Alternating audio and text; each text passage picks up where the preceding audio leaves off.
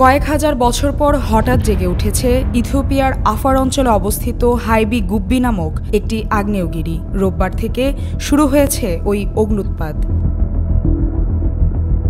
Smithsonian ইনস্টিটিউশনের global ভলকানিজম programme থেকে পাওয়া তথ্য বলছে, গত 12,000 বছরে হাইলি গুব্বি আগ্নেয়গিরি থেকে এটিই প্রথম অগ্ন্যুৎপাতের ঘটনা।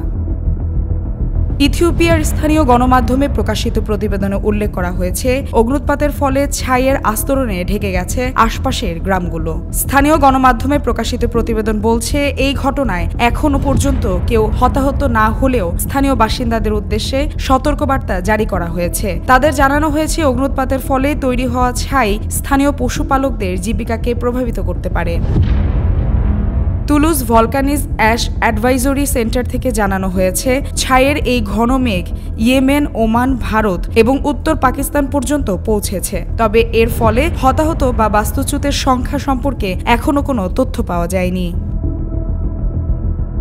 এদিকে এই অগ্ন্যুৎপাতের তৈরি হওয়া ওই ঘন ছাইয়ের মেঘ ভারতের আকাশপথে প্রবেশ করেছে। গুজরাট, দিল্লি ও সংলগ্ন অঞ্চল, রাজস্থান এবং পাঞ্জাবে এর প্রভাব পড়তে পারে বলে সোমবারই আগাম সতর্কতা জারি করা হয়েছে।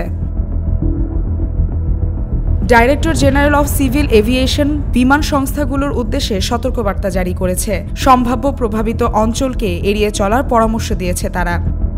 সতর্কতামূলক পদক্ষেপের অংশ হিসেবে এয়ার ইন্ডিয়া সহ বেশ কয়েকটি বিমান সংস্থা একাধিক ফ্লাইট বাতিল করেছে।